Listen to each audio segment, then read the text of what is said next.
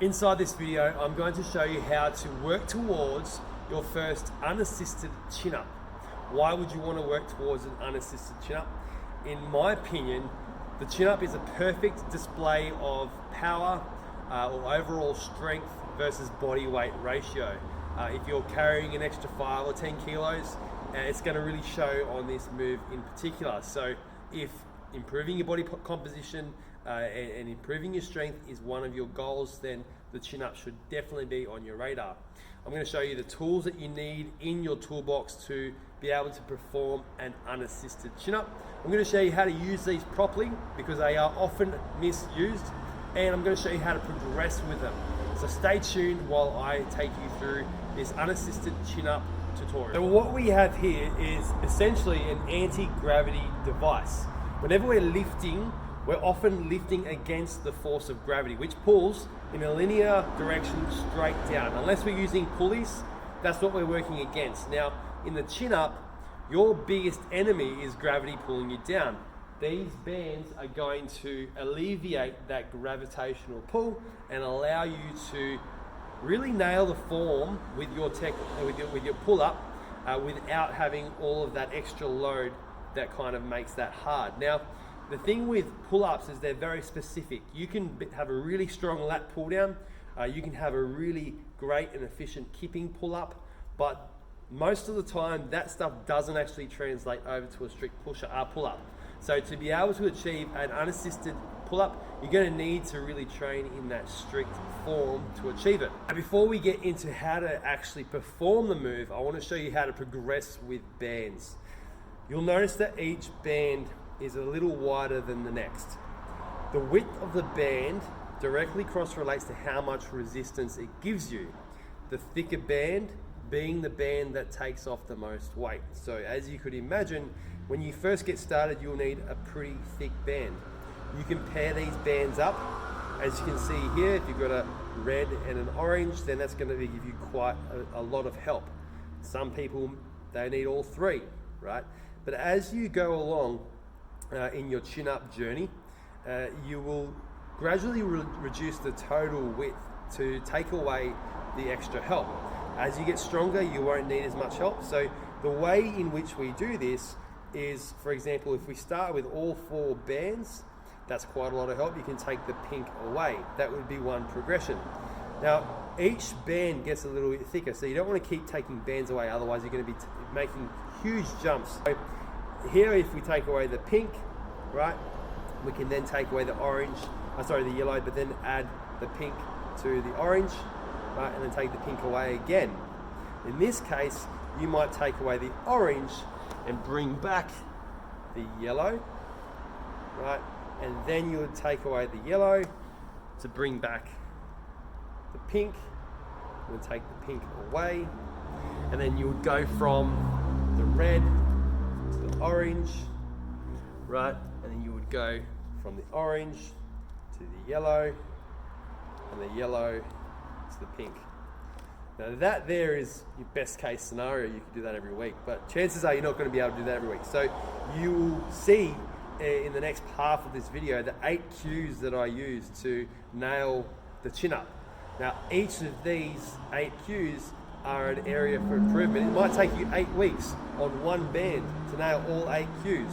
And if you think about all of those progressions there are about 8 or 9 different progressions in band width. So if you get 8 and put 8 times 8 together, you've got 64 weeks there. So as you can see, if you've never done a chin-up in the past, you're going to take the good part of 12 months to really nail this. And if you're patient, persistent, and consistent, then you're going to reach your goals. So let's take it over now to the chin-up itself. When performing any exercise in the gym, there are a few positions to which you'll need to pay particular attention to. The first being the starting point, the transition to the end point and the end point itself, then the transition back to that starting point, okay? And as you will see here, this is what we're going to work on. The first thing is the starting point. So there are 3 cues to this starting point. The first is getting your chest up and your shoulders down. So there's 2 right there, 2 different cues. Shoulders down, chest up. And as you'll notice in that position, my torso is tilted. This is a great biomechanical position to pull from. If I were to try and pull from here, then I'm not going to engage the big latissimus dorsi muscles, all the back muscles that are assisting my lats. I'm going to be really heavily pulling with my arms. If you take a look at my arms compared to my back, I've got a much better chance of pulling with my back than my arms, right? So we want to get into a nice biomechanical position, and then we don't want to forget this lower half. Okay, you want to keep your legs nice and straight, but squeeze your glutes and lift up so that all the force is pushed upwards rather than being carried along and dangled down. So they're the first 3 cues. Okay, now you're a little closer. Let me show you the next 3 cues. This is going to incorporate the transition to the end point and the final end point at the end of the move before you start to lower yourself back down to begin the next rep. Now, the first thing that I want you to work on with this transition is pulling your elbows down. We're going to pull from the elbows rather than focus on getting the chin above the bar. By doing this, you're going to be adding the elbows to the ribs, which is the predominant range of motion that the latissimus dorsi on the back, the big back muscles, are involved in.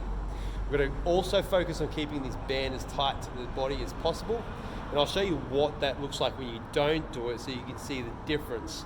There's a lot more control in keeping that band close, and the band, again, is an anti-gravity device, so it really needs to stay in line with the gravity line of force as much as possible.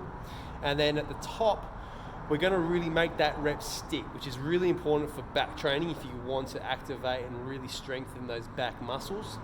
Sticking it at the top without rounding over through the shoulders.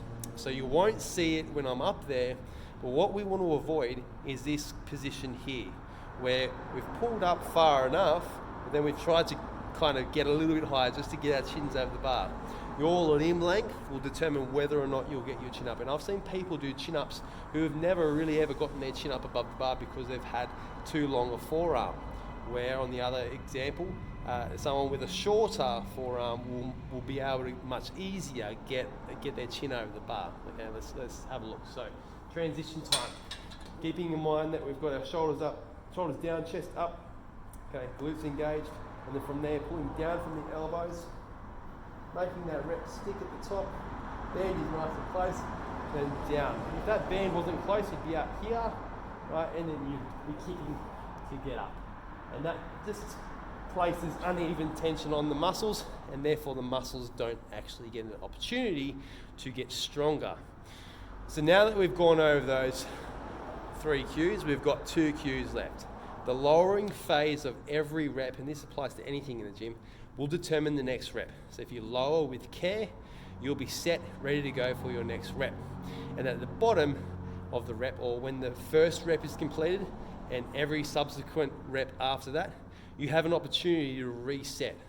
Don't ever be in such a rush that for your first rep looks totally different to your 6th rep and 10th rep. You want everyone to be quality as best as it was when you first started, as at the end. If it starts to degrade, that's when you stop your set, especially with a move like this. So shoulders down, chest up, glutes engaged, smooth pulling action with the elbows. Shoulders are still down, they're stuck there, band's nice and close. We're going to keep those shoulders down, we're going to lower. And then we're going to get to the bottom and recheck that shoulders are down, and then we're going to go again.